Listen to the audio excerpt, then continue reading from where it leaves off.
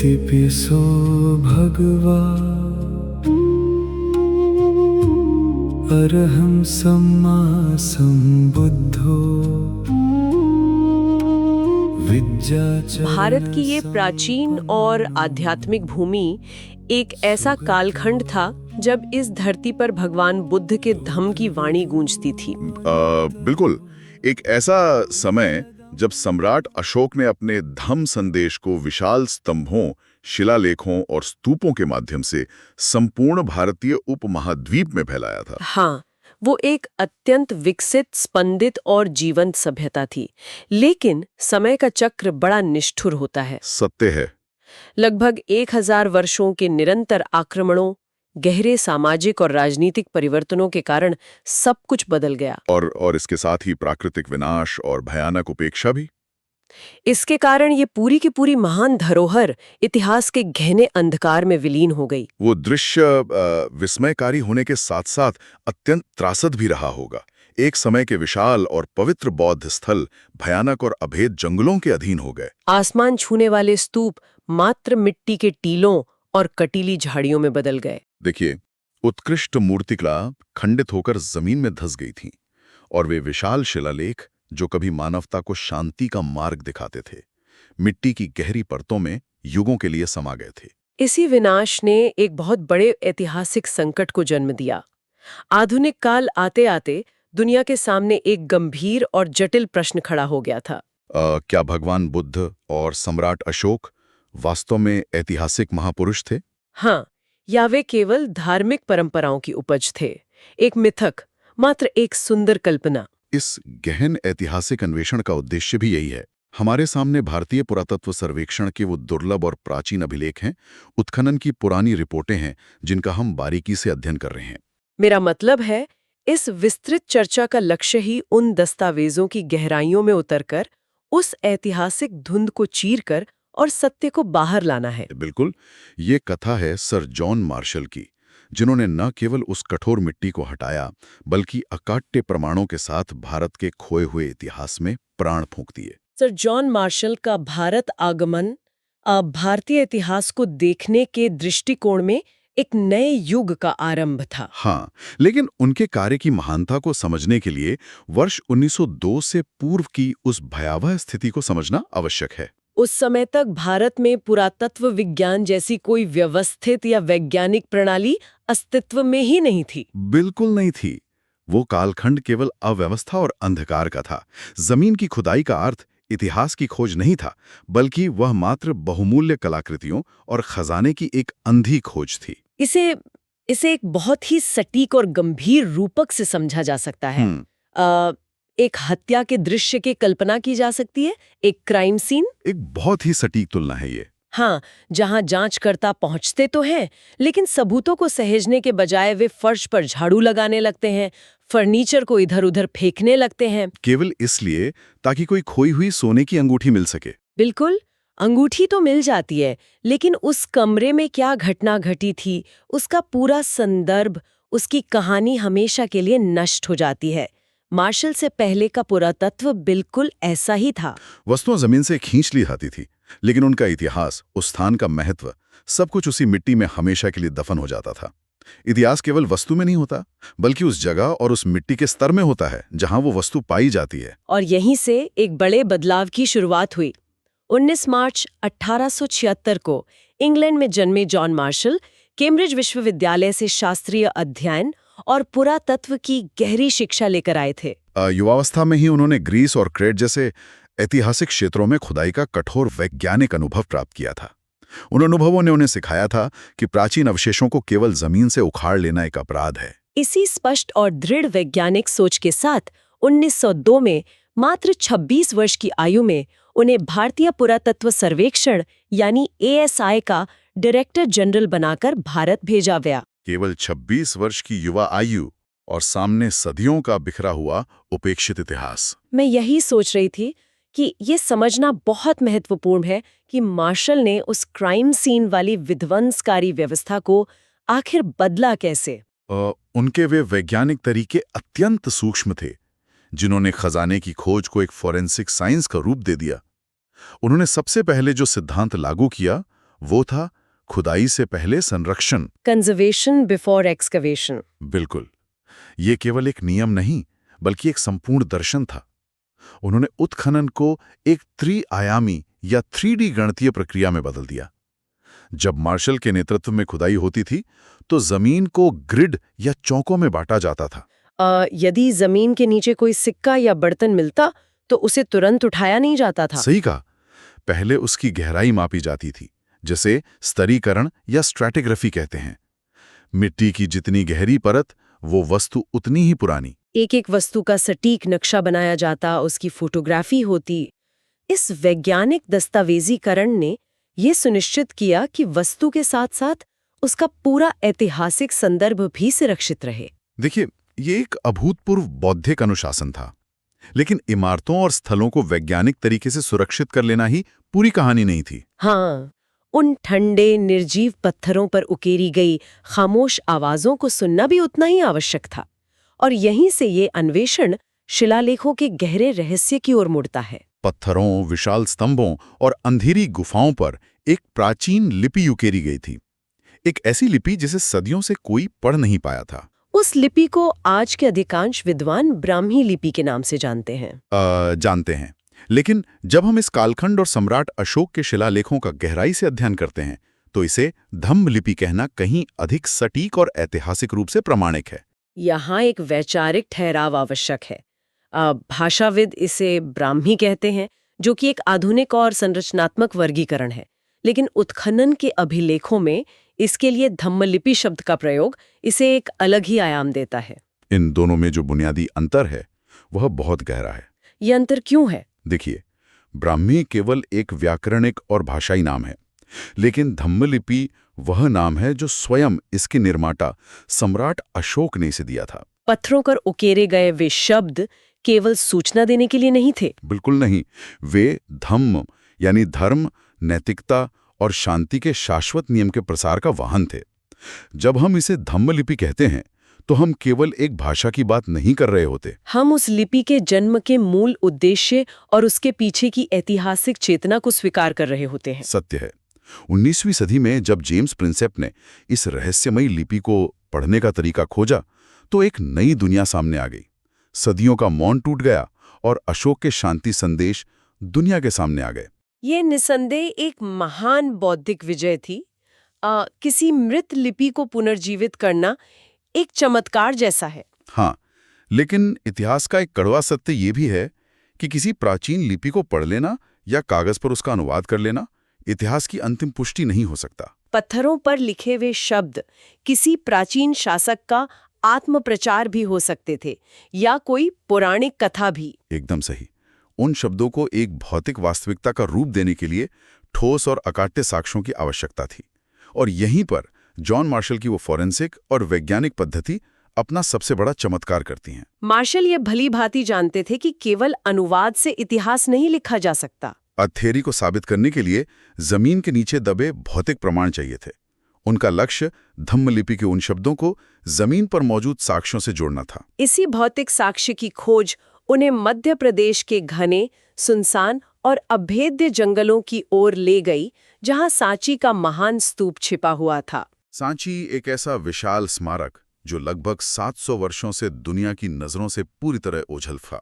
ये कोई सामान्य उत्खनन नहीं था। 1912 से 1919 के बीच सांची में जो अभियान चला, उसे एक बिखरी हुई सभ्यता को फिर से जोड़ने का यज्ञ कहा जा सकता है। एक ऐसा स्मारक जो पूरी तरह टूटकर बिखर चुका था। सांची का दृश्य उस समय किसी महाकाव्य के दुखद अंत जैसा था। मुख्य स्तूप का एक बड़ा हिस्सा ढह चुका था। अद्वितीय और विस्मयकारी नक्काशी वाले वे विशाल तोरण द्वार, जिन्हें गेटवे कहा जाता है, जमीन पर टुकड़ों में बिखरे पड़े थे।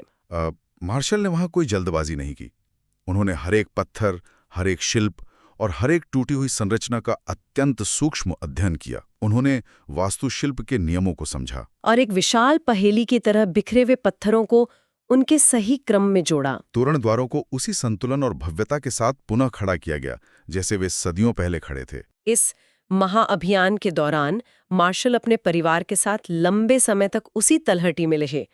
अब आज भी सांची में मौजूद जॉन मार्शल स्मारक भवन उनके उस कठोर समर्पण का गवाह है। बिल्कुल।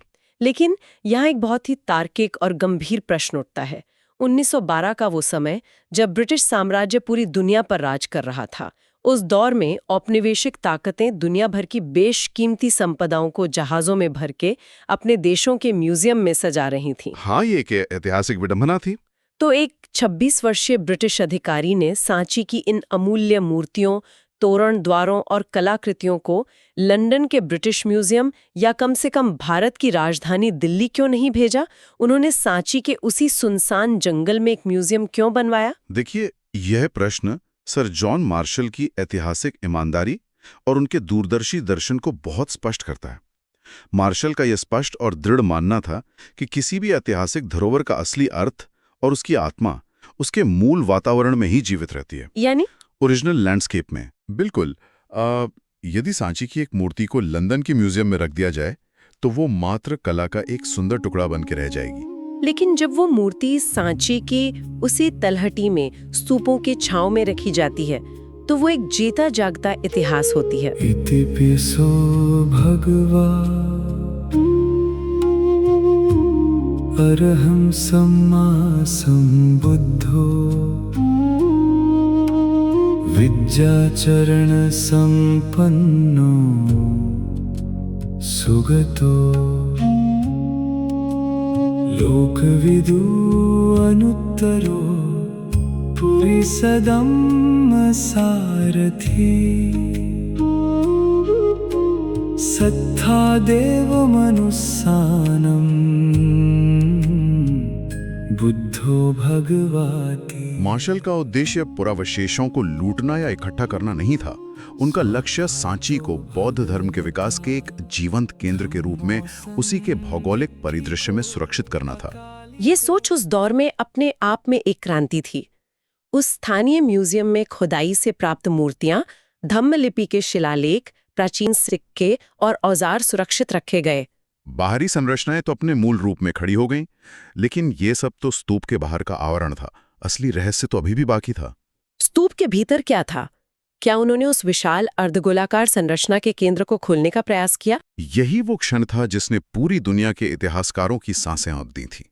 सांची और उसके आसपास के अन्य बौद्ध स्तूपों की जब अत्यंत सावधानीपूर्वक और वैज्ञानिक तरीके से खुदाई की गई तो उसके अंधकारमय गर्भ तक पहुंचने का मार्ग खुला। एक अत्यंत पवित्र स्थान। हाँ, स्तूप के बिल्कुल केंद्र में, जहां सबसे अधिक पवित्रता और रहस्य छिपा था, वहां से पत्थर की कुछ मंजूषाएं यानी स्टीटाइट के छोटे कलश प्राप्त हुए।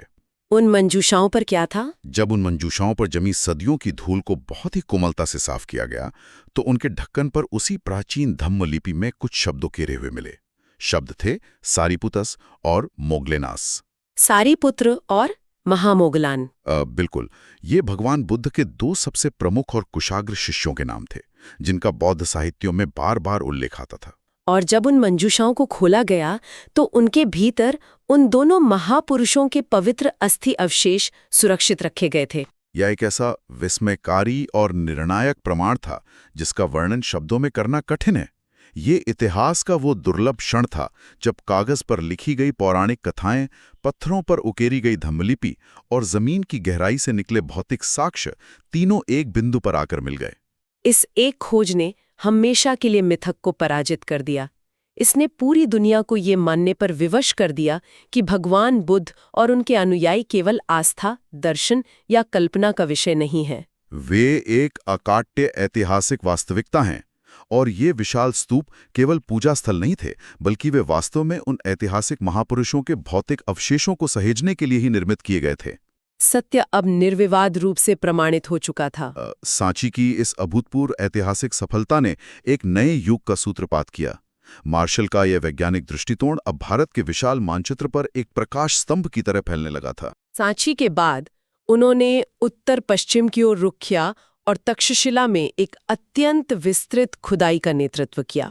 और तक्षशिला की खोज ने भारत के बारे में पश्चिमी दुनिया के एक बहुत बड़े भ्रम को तोड़ दिया। पश्चिमी दुनिया का ये भ्रम था कि प्राचीन भारत केवल सन्यासियों, योगियों और दार्शनिकों की भूमि था, जहां कोई उन्नत नागरिक या शहरी व्यवस्था नहीं थी।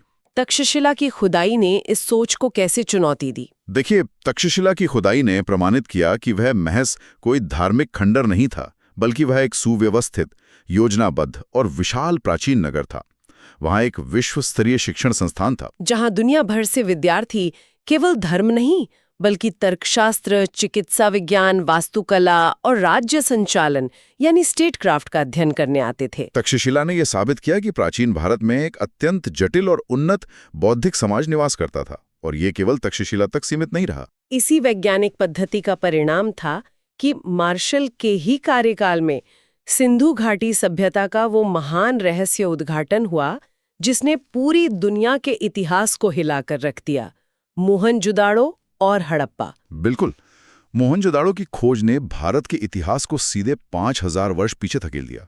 वहां की चौड़ी सड़कें, पक्की ईंटों के घर और जल निकासी की वो परिष्कृत व्यवस्था, ड्रेनेज सिस्टम, हाँ, जिसने ये सिद्ध कर दिया कि प्राचीन काल में भारतीय उपमहाद्वीप में एक ऐसी उन्नत नगरीय सभ्यता थी जो मेसोपोटामिया और मिस्र के समकक्ष या उससे भी अधिक विकसित थी। इसके अतिरिक्त मार्शल के समय में नालंदा, वैशाली और राजगीर जैसे स्थलों पर भी महत्वपूर्ण कार्य हुए। नालंदा, जो प्राचीन विश्व का सबसे बड़ा आवासीय विश्वविद्यालय था, और राजगीर, जो मगध साम्राज्य की शक्तिशाली राजधानी थी। इन सभी खोजों ने एक बात स्पष्ट कर दी, प्राचीन भारत सांस्कृतिक, शैक्षणिक और नगरीय व्यवस्था में अपने समय की सबसे उन्नत सभ्यताओं में से एक था।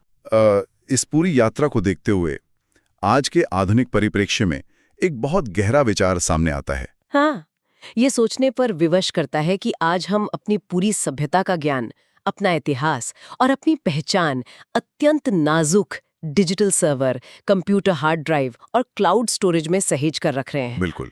लेकिन जब पत्थर के वे विशाल स्तंभ, वे उन्नत नगर और तक्षशिला जैसे विश्वविद्यालय महज कुछ सदियों की उपेक्षा में मिट्टी के नीचे दबकर गायब हो सकते हैं, तो हमारी आज की इस आधुनिक सभ्यता की विरासत कितनी असुरक्षित और भंगुर है। ये एक अत्यंत गंभीर दार्शनिक प्रश्न है।